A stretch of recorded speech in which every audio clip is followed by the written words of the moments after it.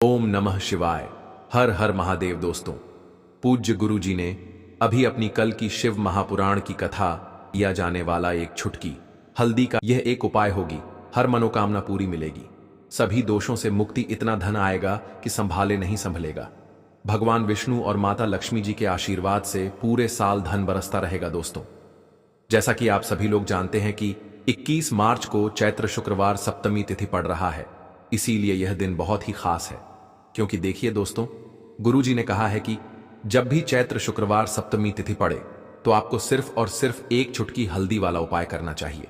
यह उपाय इतना खास है कि अगर आपने सही मुहूर्त पर सही क्रिया अनुसार एक चुटकी हल्दी वाला उपाय कर लिया, जो प्राचीन काल के समय का महाउपाय है, तो मान के चलिए दोस्तों, भगवान विष्णु और माता लक्ष्मी जी के आशीर्वाद से आपके जीवन का कितना ही बड़ा दुख हो, उससे आपको मुक्ति मिल जाएगी। आपकी कोई भी मनोकामना हो, मान लीजिए आप नौकरी की तैयारी कर रहे थे, आपकी नौकरी लग जाएगी, आपका बंद पड़ा व्यापार चल पड़ेगा, जिस बीमारी से आप बहुत दिनों से परेशान थे, उस बीमारी से आपको मुक्ति मिल जाएगी। आपके जीवन में धन आना शुरू हो जाएगा, आपके जीवन में धन आने के सारे रास्ते खुल जाएंगे और मान के चलिए दोस्तों, फिर आपको किसी भी प्रकार की परेशानी का सामना नहीं करना पड़ेगा। इसीलिए दोस्तों, इस दिन आप लोगों को इस वाले उपाय को जरूर कर लेना है। भले ही आपने पूरे साल भर इस उपाय को ना किया हो, पर अगर आपने इस चैत्र शुक्रवार सप्तमी तिथि के दिन अगर इस वाले उपाय को कर लिया, तो आपको इस उपाय को करने का वह फल मिलेगा जिसकी आपने कभी कल्पना भी नहीं करी होगी। इसीलिए आप लोग इस एक छुटकी हल्दी वाले उपाय को एक बार जरूर कर लेना, ताकि आप लोगों के हाथ से यह मौका ना जा सके और आपको इस उपाय को करने का फल मिल सके।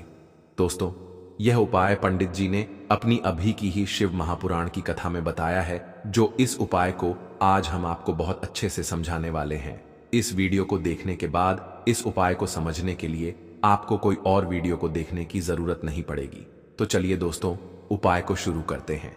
उससे पहले, हे भगवान विष्णु, आपके इस वीडियो को जो भी लाइक और चैनल को सब्सक्राइब करे, उसके जीवन में कभी दुख दर्द मत आने देना। साथ ही साथ कमेंट बॉक्स में 5 बार जय श्री हरि जरूर लिखे, ताकि भगवान विष्णु और माता लक्ष्मी जी की कृपा आप सभी को प्राप्त हो सके। इसी के साथ मैं आप सभी को बता दूं कि आप लोग वीडियो को पूरा नहीं देखते हो, काट काट कर देखते हो और गलत गलत उपाय को कर लेते हो, तो आपसे निवेदन है कि वीडियो को पूरा जरूर देखें। देखिए दोस्तों, यह चैत्र शुक्रवार सप्तमी तिथि का दिन यह इतना खास होता है, इतना महत्वपूर्ण होता है। देखा गया है कभी कभी बड़े बड़े पूजा पाठ अनुष्ठान से जो मनोकामना पूर्ण नहीं होते, वह चैत्र शुक्रवार सप्तमी तिथि के दिन एक छोटे से उपाय करने से ही आपकी मनोकामना पूर्ण हो जाती है। और बहुत सारे लोगों ने इस उपाय को किया भी है और उनको इस उपाय को करने का फल भी जरूर मिला है। अगर आप लोग भी इस उपाय को करना चाहते हैं, तो आप इस उपाय को पहले अच्छे से समझ लेना, सुन लेना, उसके बाद करना, आपको इस उपाय का फल जरूर मिलेगा। और इस उपाय को कर लेने से आपके घर में चाहे किसी भी प्रकार की दुख और समस्या क्यों ना चल रही हो, आपको उसका कारण भी नहीं पता है कि भाई यह समस्या किस कारण से चल रही है। उसका कुछ भी कारण हो सकता है, जैसे पितृदोष हो सकता है या किसी भी तरह का मंगल दोष भी हो सकता है। तो इस दिन आप लोगों को यह वाला उपाय कर लेना है। यह एक ऐसा उपाय है जिस उपाय को अगर किसी विशेष दिन पर किया जाए, तो भाई उस विशेष दिन का जो है वह तो हमें मिलता ही मिलता है, पर हमने उस दिन पर इस एक चुटकी हल्दी वाले उपाय को किया है, तो हमें उससे भी बड़ा फल मिलता है और फल बहुत जल्दी मिलता है, क्योंकि आप इस उपाय को बहुत ही बड़े और विशेष दिन पर कर रहे हो। तो चलिए अब उपाय के बारे में बात करते हैं, लेकिन उससे पहले आप लोगों को यह जानना आवश्यक है कि आखिर यह उपाय किस समय करना है, किसको करना है और कैसे करना है। तो चलिए हम आगे आपको वीडियो में एक एक करके बता देते हैं। तो दोस्तों, इस एक चुटकी हल्दी वाले उपाय को हमें इस चैत्र शुक्रवार सप्तमी तिथि के दिन कैसे करना है, किसको करना है, किस समय करना है और कहां पर करना है, ये सारे सवालों के जवाब आपको इस वीडियो में मिल जाएंगे। और जो ये वीडियो देखेगा भाई, उसको एक चुटकी हल्दी वाला उपाय जरूर करना चाहिए, क्योंकि इस दिन शत्रुओं और किसी भी दोष, किसी भी बीमारी से मुक्ति पाने के लिए एक चुटकी हल्दी का बहुत ही बड़ा और विशेष महत्व होता है। और जब बात आ जाए एक चुटकी हल्दी की, तो यह सोने पर सुहागा वाली बात हो जाती है और यह एक बहुत ही बड़ा उपाय हो जाता है। अब दोस्तों, इस एक चुटकी हल्दी वाले उपाय को आखिर करना किसको है? सबसे पहले हम लोग वह बात जान लेते हैं। तो देखो, घर की जो बड़ी माताएं बहनें होती हैं, उन माताओं बहनों में से कोई भी एक बड़ी माता बहन इस वाले उपाय को कर सकती है। और दोस्तों, अगर आप चाहे तो अपने घर में से सभी सदस्यों को भी इस उपाय को करवा सकते हैं। अगर किसी व्यक्ति की खुद की कोई मनोकामना है, खुद की कोई दुख और परेशानी है जो कि वह अपने लिए ही करना चाहता है, इस वाले उपाय को तो वह खुद अपने लिए भी कर सकता है। बाकी अगर कोई घर में से ऐसा है जो कि अपने पूरे घर परिवार की सुख और शांति के लिए यह वाला उपाय करना चाहता है, तो भाई वह भी कर सकता है। उसमें भी कोई दिक्कत वाली बात नहीं है। कहने का मतलब यह है कि इस उपाय को हर एक सदस्य भी कर सकता है और पूरे घर परिवार के सदस्य के लिए घर की बड़ी माताओं बहनों में से कोई एक माता बहन भी कर सकती है। माताएं बहनें अगर घर में उपस्थित ना हो या वह यह वाला उपाय ना कर पा रही हो, तो फिर घर का कोई बड़ा सदस्य भी इस एक चुटकी हल्दी वाले उपाय को कर सकता है, चाहे फिर वह पुरुष ही क्यों ना हो। उसमें कोई भी दिक्कत वाली बात नहीं है। अब दोस्तों, एक चुटकी हल्दी वाले उपाय को हमें करना कहां पर है? देखो, इस उपाय को हमें मंदिर में ही करना है। बहुत सारे लोग प्रश्न करते हैं, हर एक उपाय को करते समय क्या हम इस उपाय को घर पर या मंदिर में कर सकते हैं? देखो, तो इस वाले उपाय को आप मंदिर पर करोगे तो अच्छा रहेगा, घर में नहीं करना है इस वाले उपाय को। उसके बाद में दोस्तों, जो अगला प्रश्न निकल कर आता है वह यह आता है इस उपाय को लेकर कि आखिर इस उपाय को हमें किस समय करना है, सुबह के समय करना है कि शाम के समय करना है? तो देखो, इस वाले उपाय को आप लोग सुबह के समय भी कर सकते हो और शाम के समय प्रदोष काल में भी कर सकते हो। अब अगर आप पूछो कि भाई साहब, सबसे उत्तम समय कौन सा रहेगा इस एक चुटकी हल्दी वाले उपाय को करने का, तो हम आपसे बस यही कहेंगे कि इस उपाय को आप शाम के समय करेंगे तो ज्यादा बेहतर होगा, क्योंकि चैत्र शुक्रवार सप्तमी तिथि का दिन है और इस दिन प्रदोष काल के बहुत महत्व होता है। बाकी अगर सुबह के समय भी करेंगे तो भी अच्छा होगा, उसमें कोई भी दिक्कत वाली बात नहीं है। तो अब दोस्तों, जो अगली सबसे बड़ी और महत्वपूर्ण बात आती है वह यह आती है कि सुबह अगर हम उपाय को करेंगे तो हमें कितने बजे से लेकर कितने बजे तक के बीच में करना है, और शाम के समय प्रदोष काल में करेंगे तो हमें कितने बजे से लेकर कितने बजे के बीच में करना है। तो देखो, सुबह जितनी जल्दी हो सके आप उपाय को करने की कोशिश करना।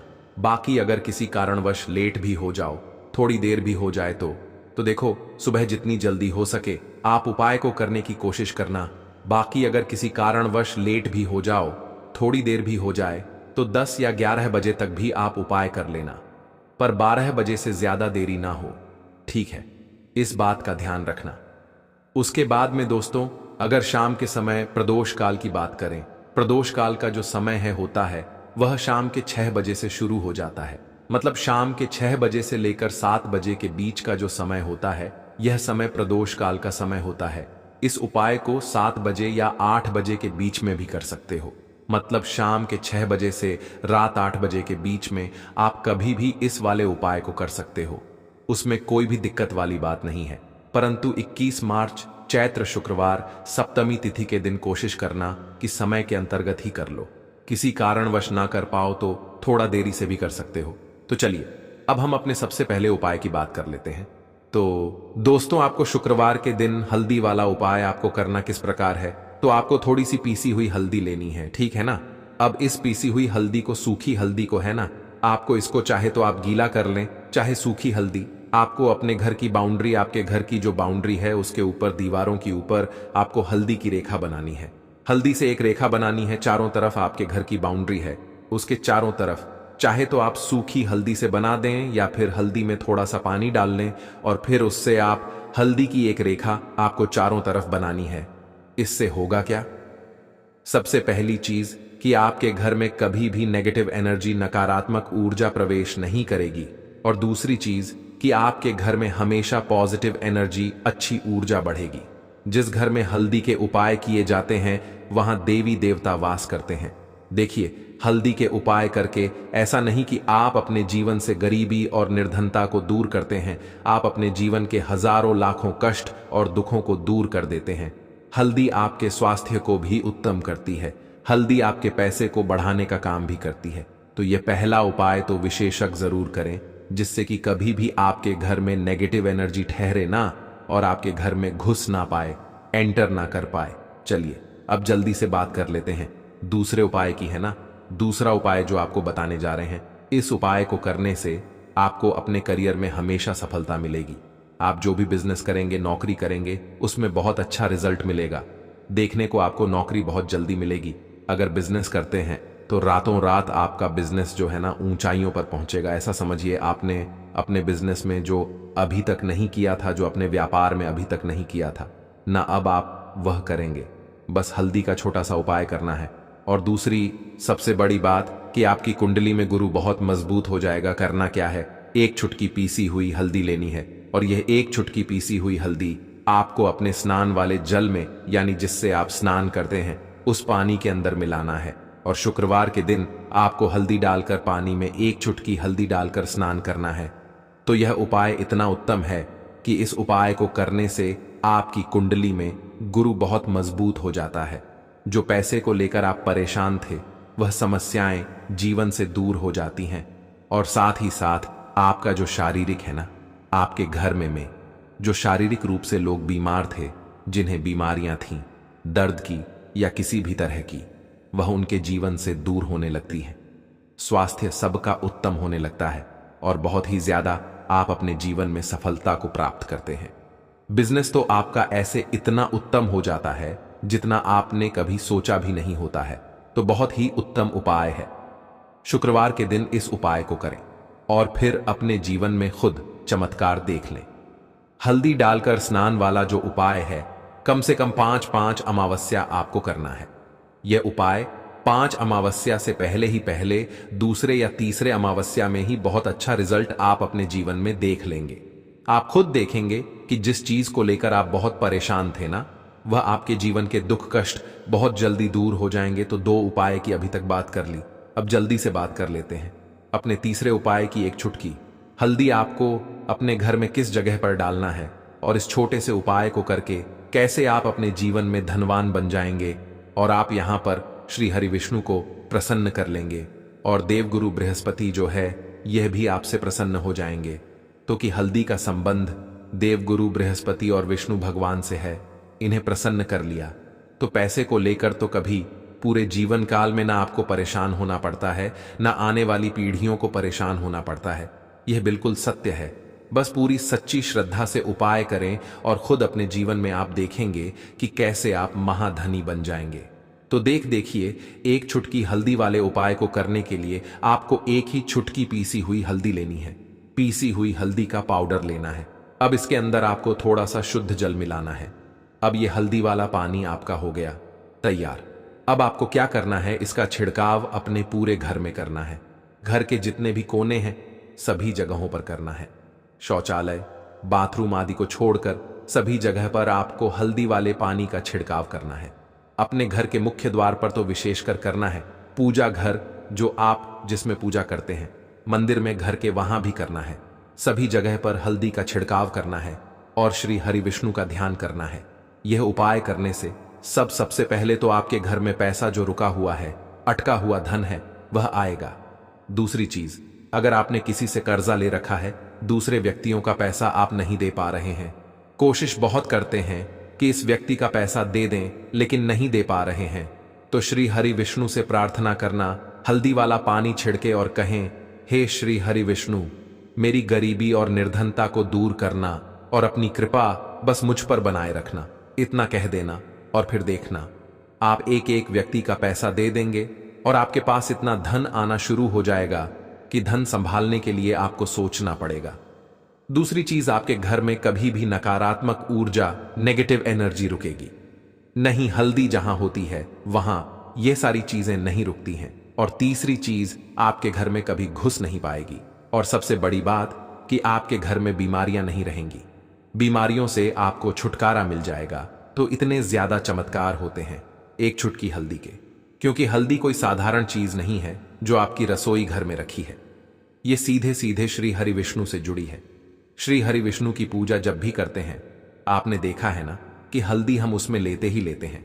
कोई भी विवाह हो गया, कोई भी शुभ काम हो गया, हम कुछ भी करते हैं उसमें हम हल्दी लेते हैं, क्योंकि हल्दी जो होती है ना, यह चारों दिशाओं से, किसी एक दिशा से नहीं, चारों दिशाओं से सुख और सौभाग्य को खींचती है। अच्छी अच्छी चीजें आपके जीवन में बढ़ाती है, जैसे कि आपके धन को बढ़ाती है, आपके पैसे को बढ़ाती है, आपके घर में सुख समृद्धि को बढ़ाने का काम करती है। आपकी कुंडली में गुरु बहुत मजबूत हो जाता है। देखिए, हमारे जो ग्रह होते हैं उनका भी सीधा सीधा प्रभाव हमारे जीवन पर पड़ता है, और कुंडली में गुरु मजबूत है तो कभी भी व्यक्ति पैसे को लेकर तो परेशान होता नहीं है। तो यह है हल्दी का महत्व, और हल्दी का चमत्कार जरूर करें। रातों रात आप अपने जीवन में चमत्कार देखेंगे। काले तिल वाले उपाय को करने के लिए जरूरत पड़ेगी एक चुटकी काले तिल की और थोड़ी सी पिसी हुई हल्दी, और आपको शुक्रवार के दिन यह एक चुटकी काला तिल वाला बहुत ही छोटा सा उपाय करना है। इस उपाय को करने से आपको 1 महीने के अंदर अंदर करोड़पति बनने से भी कोई नहीं रोक पाएगा, क्योंकि आज शुक्रवार भी पड़ रही है। तो यह अगर शुक्रवार के दिन पड़ जाए तो यह सोने पर सुहागा हो जाता है। साथ ही साथ जो लोग अपने गुप्त शत्रुओं से परेशान हैं, अपने शत्रुओं से परेशान हैं, नजर दोष से परेशान हैं, तो ऐसा समझ लीजिए कि आज की वीडियो में आपको ऐसा उपाय बताने वाले हैं कि आपकी हर समस्या का हल इस एक वीडियो से आपको मिल जाएगा। चाहे तो आप अपनी कुंडली में, अपने जीवन में राहु केतु से परेशान हैं, शनि की पीड़ा से परेशान है, या फिर कोई भी आपके घर में वास्तु दोष है, नजर दोष है, हर प्रकार का हल आज की वीडियो में आपको मिल वाला है। क्योंकि आज की वीडियो में ऐसा उपाय आपको बताने वाले हैं। एक चुटकी काला तिल आपके जीवन में चमत्कार का काम करेगा, और आप अपने जीवन में धनवान नहीं, महाधनवान बनेंगे। तो शुक्रवार का दिन जो होता है, इस दिन महादेव की विशेषक पूजा की जाती है। माता पार्वती का इस दिन पूजन किया जाता है। और आपको बता दें, शुक्रवार वाले दिन जो व्यक्ति एक चुटकी काले तिल वाला उपाय कर लेता है, ऐसा समझ लीजिए कि महादेव उसे ऐसा वरदान दे देते हैं कि उसके जीवन में धन न सुख वैभव तो आता ही है, कभी भी उसके जीवन में निर्धनता और गरीबी लौट कर नहीं आती है। शुक्रवार के दिन में जो भी व्यक्ति महादेव की पूजा अर्चना कर लेता है, समस्त सुख उसे अपने जीवन में मिल जाते हैं। भगवान शिव को जो व्यक्ति इस दिन प्रसन्न कर लेता है, ऐसा समझ लीजिए कि महादेव उसके जीवन में इतना सुख धन वैभव दे देते हैं कि व्यक्ति उसे संभाल नहीं पाता है।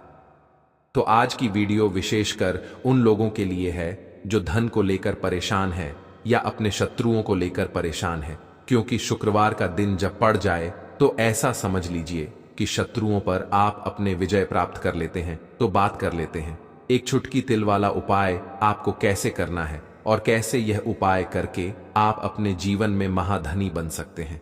तो देखिए, पहला उपाय जो है यह महाधनी बनने के लिए है, और इस उपाय को करने से कभी भी आपके पास धन की कमी नहीं रहती है।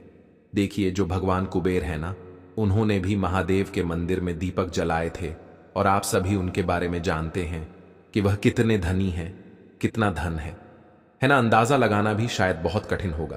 तो देखिए, आपको करना क्या है, आपको यहां पर एक देसी घी का दीपक तैयार करना है, एक चुटकी काला तिल लेना है, और इसी दीपक के अंदर आपको एक चुटकी काला तिल डालना है। अब यह दीपक आपको शुक्रवार वाले दिन, यानी शुक्रवार को शाम के समय में महादेव के मंदिर में जाकर प्रज्वलित करना है। महादेव के मंदिर में जाना है और वहां यह दीपक आपको जलाना है। जो व्यक्ति इस उपाय को कर लेता है ना, ऐसा समझ लीजिए कि कभी भी उसके पास पूरे जीवन काल में पैसों की कमी नहीं रहती है, धन संपदा उसके घर में बढ़ती चली जाती है। जो एक चुटकी काले तिल डालकर एक दीपक महादेव के मंदिर में प्रज्वलित कर देता है, तो जो लोग बहुत ज्यादा परेशान हैं धन को लेकर, जिन्हें धन चाहिए, जीवन में सुख शांति नहीं है, पैसा नहीं है, उन्हें तो यह उपाय विशेषकर शुक्रवार वाले दिन जरूर करना है। तो देखिए, यह शुक्रवार का दिन तो आप सभी जानते हैं कि माता लक्ष्मी को समर्पित होता है, तो धन संपदा की कभी जीवन में कमी नहीं रहेगी, पैसे की कभी कमी नहीं रहेगी। यह एक दीपक वाला उपाय आप इस दिन जरूर करें। तो चलिए अब बात कर लेते हैं अपने दूसरे उपाय की। देखिए, बहुत बार क्या होता है कि हमारी कुंडली में राहु केतु अगर अशुभ प्रभाव देने लगे तो जीवन के दुख बढ़ते चले जाते हैं।